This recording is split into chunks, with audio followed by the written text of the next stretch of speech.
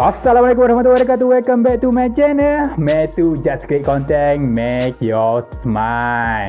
Okey, untuk video kali ni aku nak kongsikan satu sejarah ni yang hebat tentang seorang pemerintah yang bernama Genghis Khan. Aku bukan nak puji dia sebab dia berjaya jatuhkan kerajaan Islam dekat Iran ke apa. Kita cuba belajar apa yang menyebabkan dia ni boleh bangkit dari kaum nomad yang hidup kat menentu arah. Tapi akhirnya orang nomad Mongolia ni berjaya menguasai kawasan daratan yang sangat luas pada suatu ketika dahulu. Kalau ikutkan Genghis Khan ni kan, dia kena buang oleh puak dia sendiri dan dia juga pernah jadi hamba. Tapi akhirnya dia berjaya menguasai sebuah empire yang sangat-sangat besar. Penguasaan dia ni pernah sampai ke Eropah, Timur Tengah, Asia dan hampir-hampir je nak sampai ke Nusantara kita ni. Paling dekat dia berjaya kuasai negara Vietnam sekarang ni.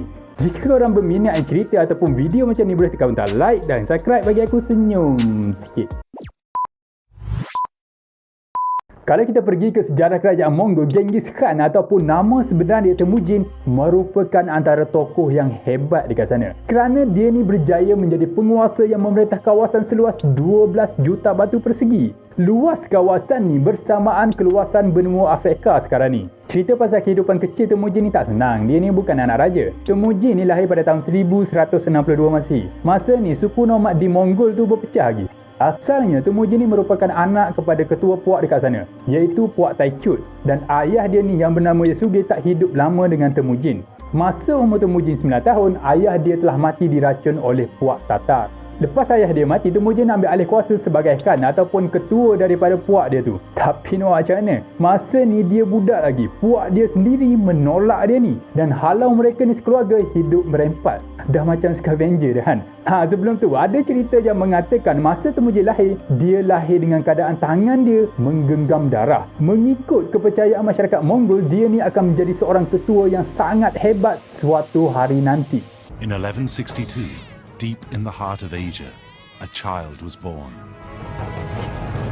He was clutching a blood clot, a sign from heaven that he was destined to be a great warrior. His life was to become a legend. His name, Genghis Khan. Berbalik masa Temujin kena tindas tadi, dia pernah diculik oleh bekas puak dia sendiri, Puak Taichut tu. Dan Temujin ni telah dijadikan hamba macam ni, ikat kepala macam tu. Dan dia ni dipaksa buat kerja-kerja yang berat. Tapi masa ni dia berjaya melarikan diri. Alhamdulillah lah takat tu.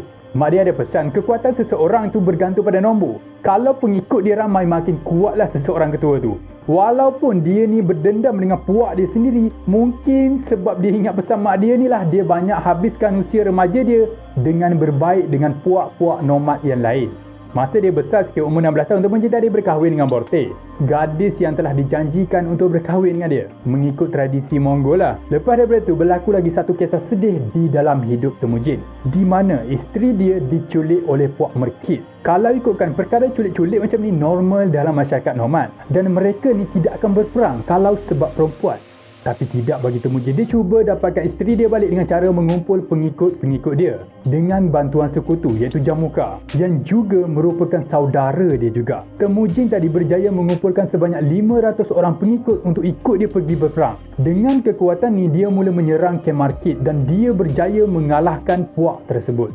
Borte, isteri dia tadi berjaya diselamatkan. Tapi masa tu Borte mengandung. Sedih tak sedih, Temujin tadi mengakui anak yang dikandungkan oleh Borte adalah anak dia. Padahal boleh jadi juga tu anak Puak Merkit dan dia tak kisah. Mana nak cari lelaki macam ni kan? Dekat Maiden tak ada. Tahun berganti tahun, pengaruh Temujin tadi makin kuat. Nak dijadikan cerita, pengaruh Temujin ni mengancam kedudukan Jamuka tadi sebagai ketua dalam kalangan mereka semua ni. Perkara ini berlarutan sehinggalah berlaku peperangan antara mereka ni. Perang saudara. Dengan strategi perang yang hebat, Temujin berjaya mengalahkan Jamuka yang merupakan saudara dia sendiri. Dengan kemenangan ini, semasa dia berusia sekitar 40 tahun, Temujin tadi telah menyatukan seluruh masyarakat nomad di Mongolia.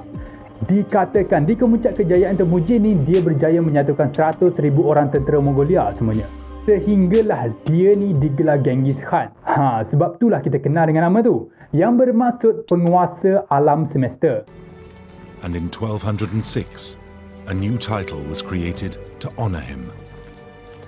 Universal King, ruler of all men, Genghis Khan. Antara peristiwa ngeri yang dilakukan Genghis Khan semasa penalukan dia ni adalah dia membalas dendam ke atas kematian ayah dia sendiri yang telah diracun oleh Puak Tatar tadi. Genghis Khan telah merebus ketua Puak Tatar dengan air panas tanpa belas kasihan. Gila. Kalau nak cerita pasal perang pasukan Genghis Khan ni panjang. Tak cukup satu video ni. Kalau korang nak tahu boleh komen. Tapi diringkaskan cerita, Genghis Khan berjaya menjatuhkan dinasti Xia Barat menggunakan taktik pengunduran palsu. Kemudian kemarahan dia ni diteruskan ke dinasti Jin. Dekat sini Genghis Khan menyerang kota-kota kecil terlebih dahulu dan dia kumpulkan segala kecanggihan teknologi perang daripada masyarakat Cina untuk menyerang pusat pemerintahan dinasti Jin di Zhongdu ataupun Beijing sekarang ni. Genghis Khan berjaya mengalahkan dinasti Jin setelah berjaya mencipta mesin perang yang boleh mengangkat batu seberat 45 kg untuk menembak tembok kota tersebut. Habis dekat China dia mula mara ke Timur Tengah iaitu Empire Khwarizmi. Kalau sekarang tepatnya dekat negara Iran sekarang tu.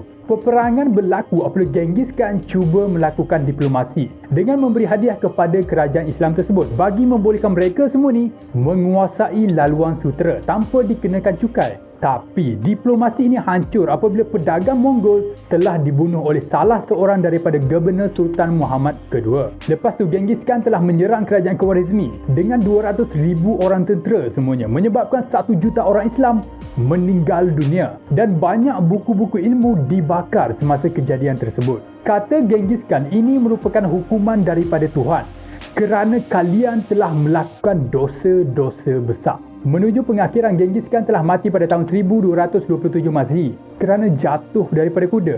Masa ni dia nak pergi serang kerajaan dinasti Xia Barat kerana mereka semua ni tak hantar tentera semasa mereka berperang dengan kerajaan Khwarizmi. Dan misi ni telah diteruskan oleh tentera-tenteranya yang lain sehinggalah meluaskan pemerintahan kerajaan Genghis Khan ke Eropah pula lepas tu.